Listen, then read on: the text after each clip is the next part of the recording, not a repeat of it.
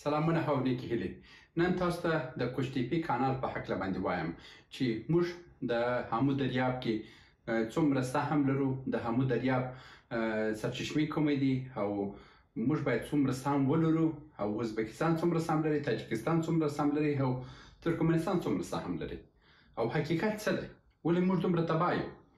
دغه ویډیو کې الف تر یا د کوچ ټي پي کانال په هکله دومره خبرې تاسو ته وړاندې کوم چې ستاسو سر به ښه خلاص شي د دې مسلې په وړاندې. اوس اضافه خبرې نه کوو، درس ته ځو. تر هر څه وړاندې تاسو باید هامو دریاب وپېژنئ او د هامو دریاب سرچشمې وپېژنئ. هامو دریاب د کوم ځای څخه خپل سرچشمې اخلي؟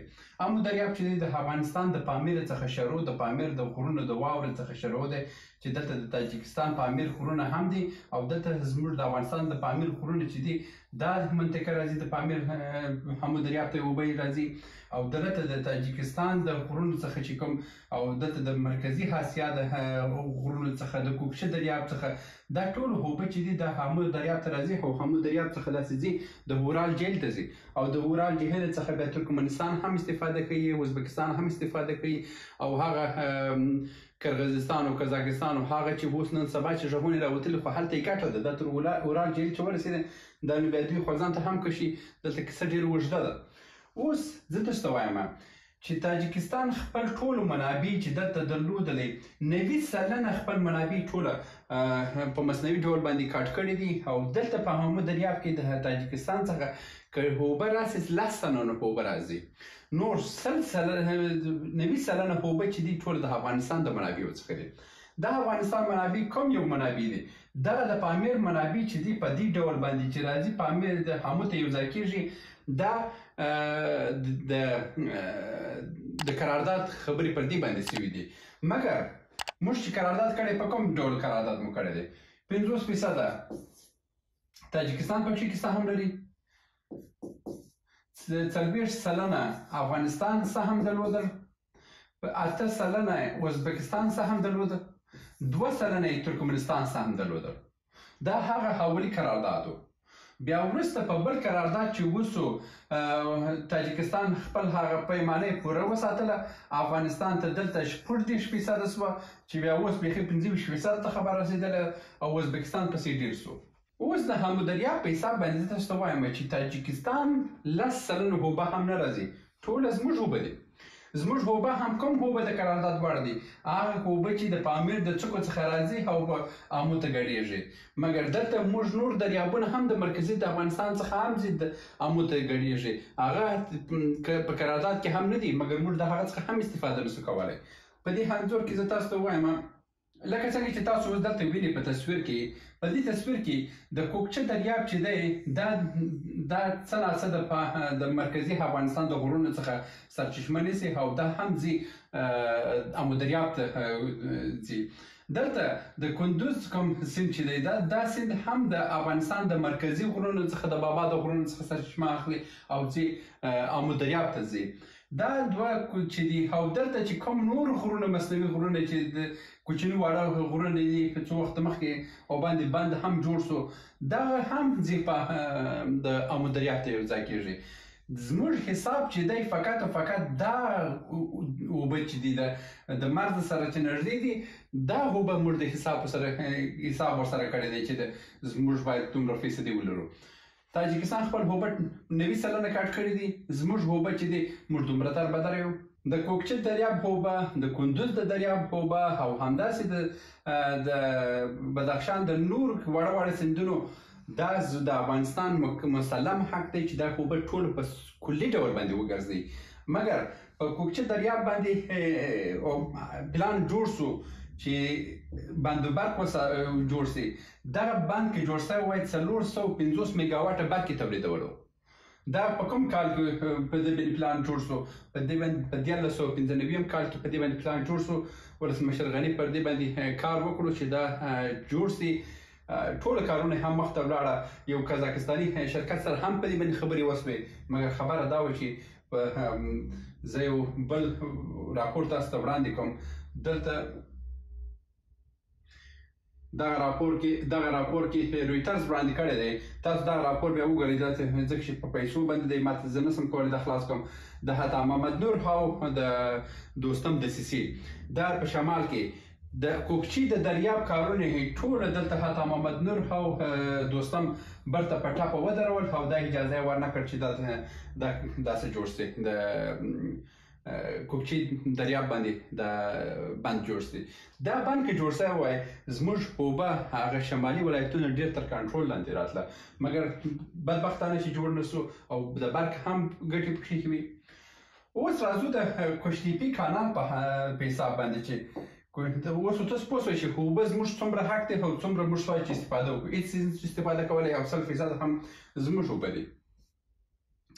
دا د کوشتیپي کانال لومړنی فاز دی چې د کلدار ولسوالۍ د بلخ څخه شروع کیږي او همدغسې راځي دا په جوزجان باندې تیریږي او په د فاریاب په هندخوی ته رسیږي. او د دې سره چې موږ دغه خپل د شمال ټول مځکې چې وغواړو دغه ټول سوای چې کرنیزې کو او په میلیاردونو ډالر باندې موږ کولی شو د زراعت څخه ترلاسه کړو. اوس ستونزه بله څه شي پیدا شوې ده.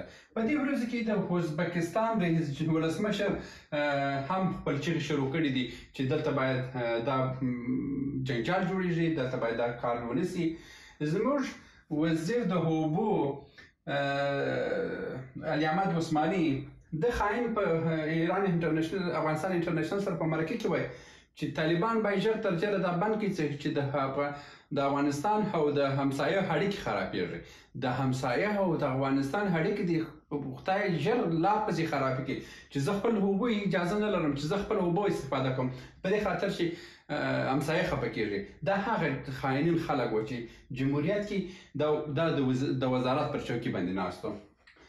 بله خبره دلته راوړم چې اکانومیست ورځپاڼې ویلي دي چې د کوشتیپي کانال دومره مهم دی چې شاید د شمالي هیوادونو همسایگان چې دي د افغانستان سره حتی په جنګونو کې ښکېل شي.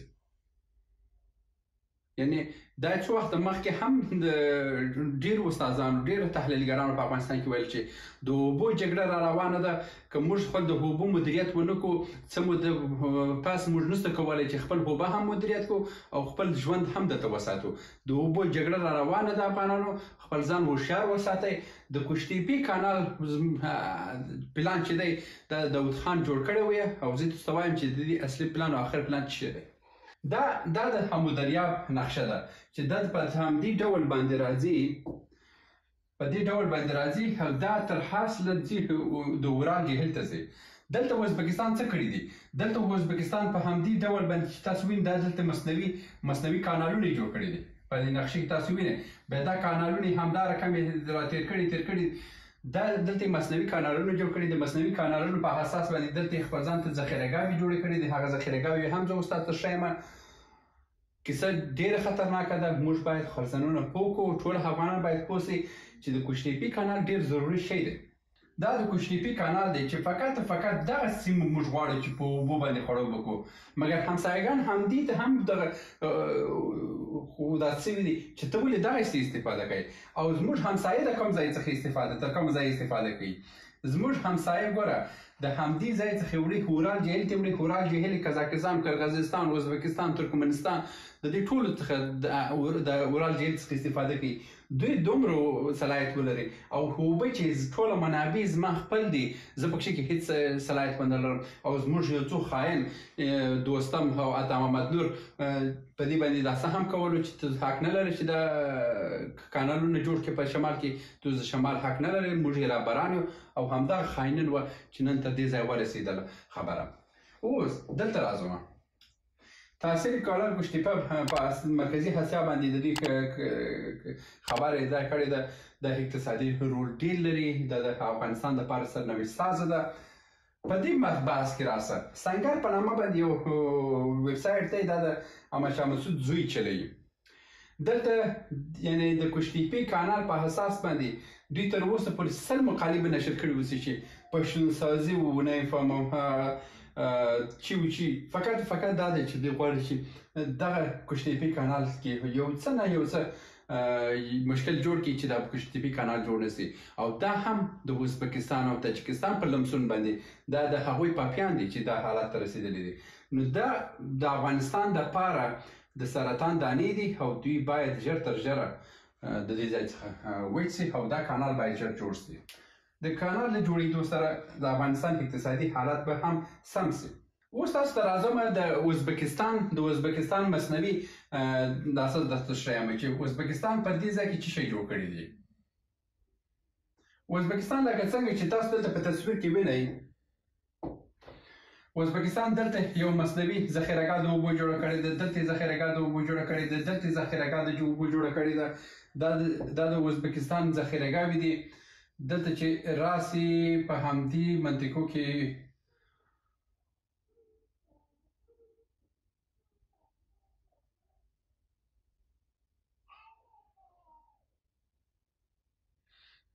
دا هغه منطقې دي چې ازبکستان یې خپل ټول زراعتي سیستم یې په همدغو دا ټول ځمکې د ازبکستان چې دي دا د امو دریاب په اوبو باندې خړوبه کېږي. موږ په ټول افغانستان کې د څښلو دپاره اوبه نه لرو. ازبکستان دا ټوله زراعتي سیمې جوړې کړي دي او په کوم حساس باندې زه تاسو ته وښیم، کانال تاسو ته وښیم، مصنوعي کانالونه یې ازبکستان جوړ کړي دي چې په هیڅ قانون کې دا اجازه دلته نه وه چې دی باید دلته کانالونه جوړ کړي. دا یې ذخیرهګاوې دي، دا یوه ذخیرهګاه، دا یې بله ذخیرهګاه چې دی د غرونو په سرو کې جوړ کړی دی او د دې څخه برق هم تولیدوي. مګر موږ دومره بدبخته خلک یو چې دلته خپل په منځو کې بریدلی یو. دا د ازبکستان بله ذخیرهګاه ده چې دا هم په مصنوعي ډول جوړ کړی دی او دا په واټر پمپو باندې دا ورته پورته کېږي. او دا چې تاسو وینئ په همدې ځای کې دا کانال چې تاسو وینئ، ګوره دا کانال د دې ځای څخه شروع کېږي، همدا کانال دا ټول ذخیرهګاوو ته کانالونه رسولي دي ازبکستان. یعنې ازبکستان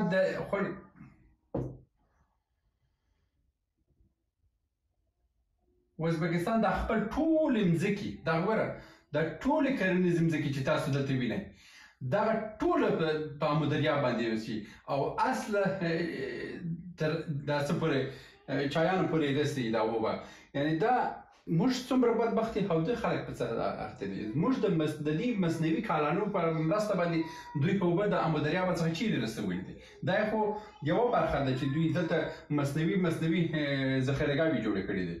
اوس دا بله برخه تاسو ته ووایم چې اورال جهیل ته چې ځي، اورال جهیل ته د امو دریاب دا داسې راځي، دا د امو دریاب داسې دی. دلته یې نورې ذخیرهګاوې هم ازبکستان جوړ کړي دي، همدا راځي دا راځي. دا ټوله ګوره دلته ټوله مصنوعي ذخیرهګاوې جوړ کړي دي په ازبکستان. د همدې ذخیرهګاوو په اساس باندې د امو دریاب اوبه ټوله دلته راځي، دلته اورال جهیل ته راځي. د اورال جهیل ته چې ورسېدله دا د اورال جهیل دی. دا د اورال جهیل دی چې دلته رسېږي، بیا د دې ځای څخه قزاقستان او کرغزستان او ترکمنستان او بله هېوادونه د دې منابعو څخه استفاده کوي. دلته ما تاسو ته وښوله چې په همدې ځای کې دا ګوره د امو دریاب دا څه راځي، د اورال جهیل ته اورال ته راځي. یعنې څه ووایم، هېڅ داسې ظلم روان دی په دې وطن موږ په حالت باندې چې خدای سته کړي د دنیا په هېڅ څه باندې داسې ظلم روان وسي. او دا د امو دریاب نقشه ده. ګوره امو دریاب نقشه ده، د امو دریاب نقشه ده، دا تر اورال راځي او د اورال څخه بیا همدغسې بیا ټوټې کېږي او هر هېواد ځینې ګټه اخلي. مګر موږ نشته کولی خپل قانوني حق ترلاسه کړو. دا تاسو بیا داسې کوم د اورال جهیل چیرې دی؟ ستا د امو دریاب اوبه ټول اورال جهیل ته ځي. یعنې که په نقشه کې په عمومي نقشه کې تاسو ته وښیم، ستاسو عقل دا نه مني چې د امو دریاب اوبه د اورال ته ولاړ شي. اورال ډېر لرې دی زموږ څخه. موږ فقط او فقط دا اوس کې زموږ د اوبه چې موږ غواړو چې جوړې کړو کشتیپي کانال، زموږ د کشتیپي کانال څه شی دی؟ د کالدارې څخه شروع فاریاب ته راځي. دغه منطقه ده. دغه منطقه موږ غواړو چې په اوبو یې خړوب وکړو. دا زموږ حق دی. مګر د همدغه کانالو په اندازه باندې فقط ازبکستان ذخیرهګاوې جوړې کړې دي. په واټر پمپو یې پورته کوي او برته اوبه باندې برق جوړوي او هغه برق پر موږ باندې خرڅوي. موږ څومره بدبخته یو.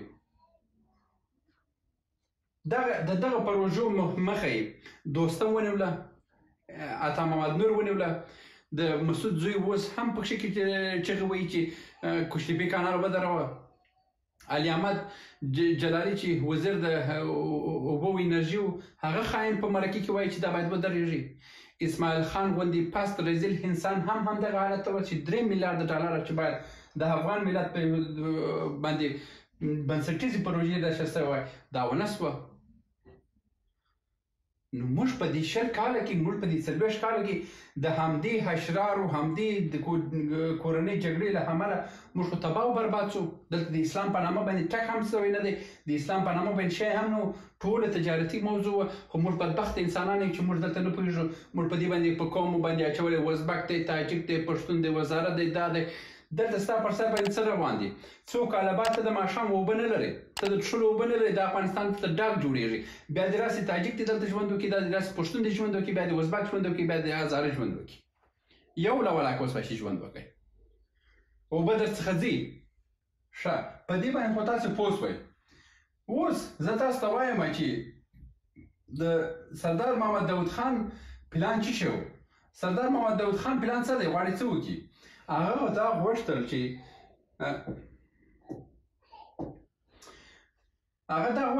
چې د کالدارې څخه باید یو کانال جوړ شي چې دې خواته تر هراتو پورې ورسېږي، بیا بل کانال دې جوړ شي مرکزي افغانستان ته راورسېږي، بیا د واټر پمپو په وسیله باندې د بابا په غرونو باندې سپاره شي چې دا باید ټول افغانستان غربي ولایتونه چې د هرات څخه نیولې بیا تر کندهار پورې دا منطقي، ځکه چې دا د غنمو دپاره اصلي منطقي د کښت زراعت دپاره خو دا دي، خو دا منطقي خو ټوله غرونه دي. دا منطقي باید موږ خړوبې کړو. د بادغیس څخه شروع، د بادغیس فاریاب څخه شروع، د فاریاب شروع بیا ښایي نو تر غزني پورې دا منطقي باید موږ د اوبو څخه خړوبې کړو تر څو وسو کړی دلته خپل اقتصادي بنسټ جوړ کړو د اوبو څخه. دا د داود خان پلان و. او اوس چې پلان دی، پلان همدې ځای څخه روان دی. اول فاز یې جوړ شوی دی، دوم فاز تر دې ځای او دریم فاز تر اندخوی فاریاب رسېږي. بل پلان همدغه دی چې دغه څخه باید تر بادغیس پورې یو کانال جوړ شي، او دا بل کانال چې دی دا باید کوشتیپې کانال باید راسي مرکزي افغانستان ته راسي او د بابا غرونو ته اوبه پورته شي او افغانستان غربي ولایتو ته هم اوبه ورسېږي. دا بل اصلي پلانونه دا دي. اوس په ډیر ژر کې زه د اوسني حاکمه څخه زه همدا هیله لرم چې ژر تر ژره پر کوکچې باندې بند جوړ کړه. د کوکچې بند ډیر اسانه جوړیږي او د کوکچې بند چې د برق مشترکوي او د هغه اوبو څخه څه کولی شو د شمال ډیر ولایتونه هلته د زراعتي ځمکې ورڅخه کار واخلو، د کندوز دریاب هم کنټرول کا. او دا بیا په نورو درسو کې زه تاسو ته وایم چې زموږ د اوبو سیستم باید څنګه کنټرول شي. دا هغه موضوعات دي چې تاسو باید سر باید خلاص شي، کنه که خلاص نشو سر موږ څو کاله بعد به موږ ډیر بدبخته اوسو او په دې ټول افغانستان کې به د ژوند کولو ځای به نه ولرو. دا و د نن ورځې د کوشتیپې کانال د امنیت په د ګټو په هکله باندې زه هیڅ خبرې مې ونه کړې. ما فقط وکړې چې په ستا باندې څه روان دي. دلته یو څو دلاکانې د رهبر په نامه باندې په موږ باندې راوړي دي، هر یو د بهر ملکو څخه غاپي او د دې خاطر باندې غاپي چې ته په امو دریاب کار مه لره، پرېږده چې دا اوبه ولاړ شي ازبکستان ته ولاړ شي، پرېږده دا اوبه ولاړ شي تاجکستان ترکمنستان ته ولاړ شي.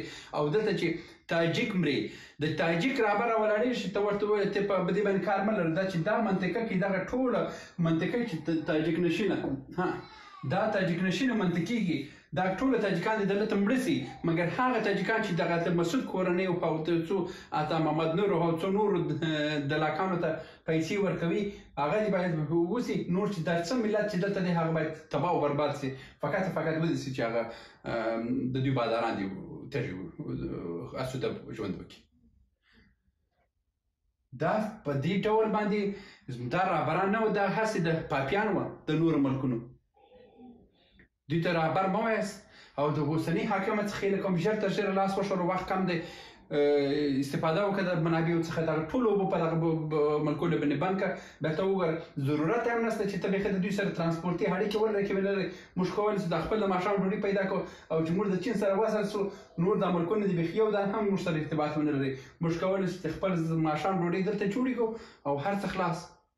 زړه مې درد کوي، حساب مې خراب دی په ولا بله چې دلته چې په دې حقایقو باندې چې هر یو خبرېږي زړه یې په درد راځي چې څه روان دي موږ په سر باندې. دا 100 کاله دا جګړه په څه شي روانه وه؟ دا سګجنګي په څه روانه وه؟ زه هغه په بل درس کې تاسو ته وایم چې د افغانستان موقعیت او د روسانو او د امریکایانو جګړه او دا اتر رهبران چې ایران جوړ کړ، د اته پاپیان او و پاپیان هم چې پاکستان جوړ کړ، او دلته په افغانستان کې سګجنګي جوړ کړ، او د ملت در په در کې هغه بل ویډیو ده، هغه باندې به هم بحث وکړو. دا ویډیوګانې ټوله پر کلیوال پښتو یوټیوب چینل باندې لیدلی سئ. سرونه خلاص کړئ. دا چې پرتوت باندې سره روان دي څومره بدبختي ده، هغه باندې باید سرونه سره خلاص کړئ. تاجیک، ازبک، هزاره او پښتون که په دې باندې هخته ووسئ، څو کاله بعد به په دې منطقې کې باندې هېڅ چې د ژوند ځای نه اوسي، بیا به هر یو چې راځي بیا د ژوند وکړي. دا یو څو دانې پاپیان چې دي په اروپا او غربي وادو کې ناستې غپې، دا بند کړئ. خپل وطن ته رسیدګي وکړئ. تاجیک، ازبک، هزاره، پښتون دا سره کښېنئ، وطن جوړ کړئ. که په دې ډول باندې وسو، زه تاسو ته وایم چې 10 کاله بعد به په دې وطن کې هیڅ یو باید ژوند ورنسوی وکړي. که یې وکړه. دا د نن ورځې درس تر بیا هم په الله سپارم. ډېر مې اعصاب خراب دی، ډېر مې زړه درد کوي په دې موضوع باندې. ښه وخت درته غواړم. مننه.